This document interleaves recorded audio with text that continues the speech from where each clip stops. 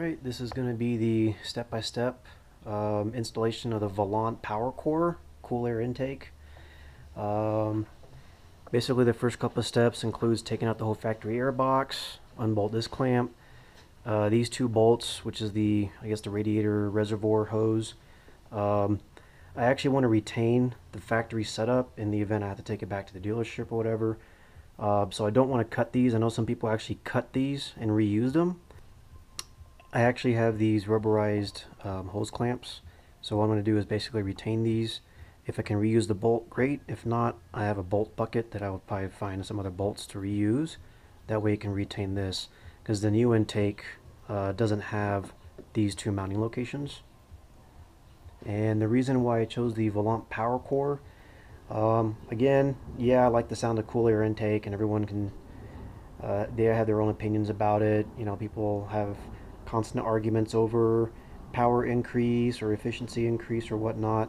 I really bought it just because I like the sound, and it uses the Donaldson's PowerCore filter. So it's the same kind of filter that goes on most diesel trucks. It has a very, very high filtration. I can't remember off the top of my head, 99.7, 99.8, somewhere up there as far as filtration efficiency goes. And of course the factory, or the Volant box, sorry, is also going to sit here. It's somewhat enclosed with an opening that goes around this way, so it's fairly enclosed, and I plan on putting the pre-filter on it as well. Here in Albuquerque, New Mexico, it's really dusty, and we also get a lot of flash floods, so the pre-filter and that PowerCore filter itself is somewhat water resistant, so it should do a good job of blocking out water from going in the engine. I also don't plan on doing very many heavy water crossings. I did in my TJ years, but every time you go through it, you got to change all the fluids, and it's just a lot of time for me. So those days are kind of over. If it happens, it happens. If not, then I don't really plan on searching out deep water runs.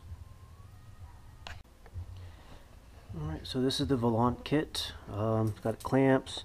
This is the silicone piece that goes on the airbox side. This is the silicone piece that goes on the throttle body side. The intake tube. That right there is a connection for some vent tube. This right here is the connection for the air temperature sensor. This is that Donaldson PowerCore filter. So it's not like this typical cone design. It's very similar to like the diesel trucks, at least in my Duramax. A lot of surface area to suck in, and this filter is naturally water repellent. And of course we also have the Volant air box. Comes with a nice looking lid. There's a deep box right there. I do notice there's no drain holes on the bottom of the box, so what I'm going to end up doing is drilling like two small pilot holes in the bottom, just so if water ever does go in there, it has a place to drain. So at this point I've loosened up this clamp right here, this clamp over here, took these two bolts out, and this whole piece basically comes out. I've got the breather hose, and I put some paper in there just to make sure stuff don't fly in it now. And down here, it's kind of hard to see, this is the air temp sensor, so you have to disconnect that too, so everything's going to come out now.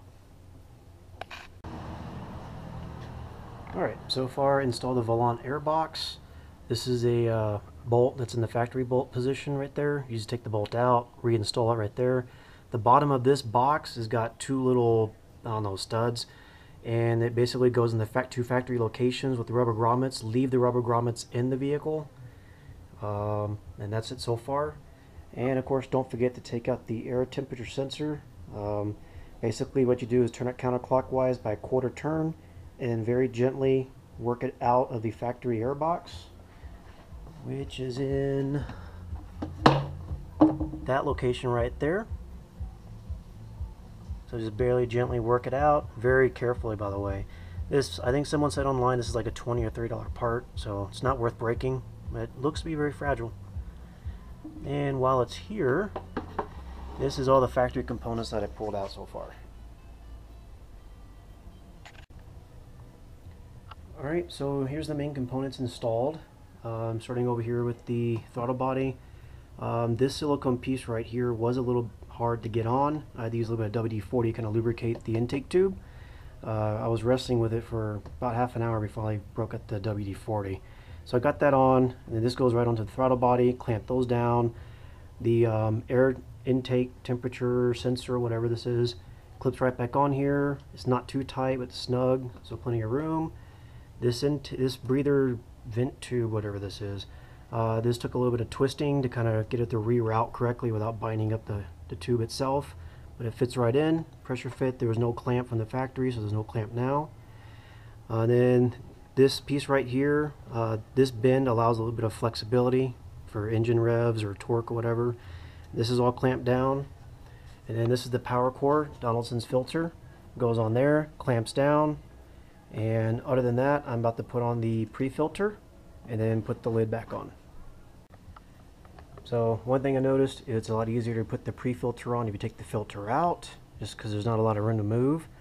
So once I got the pre-filter on, I reinstalled the filter, and I also got those two clamps from earlier, and it seems like the same bolts kind of worked pretty much. It's snug on there, it won't go anywhere. It holds the reservoir tube nicely and away from everything. So now I'm about to put the lid on. Alright, and the finished product. So these 6 screws right here, you don't have to torque down very tight because it's just a rubber fitting and you don't want to strip anything because I don't know if it'd be easy to find parts or not. So just snug, kind of clean the window up a little bit, just kind of inspection window. In the front, this is where the intake is now. As you remember, the factory one was right here off to the side. So it's still kind of off to the side, only tucked down up back here and over here behind the headlight or power steering fluid. And that's basically it. So now time for a test drive.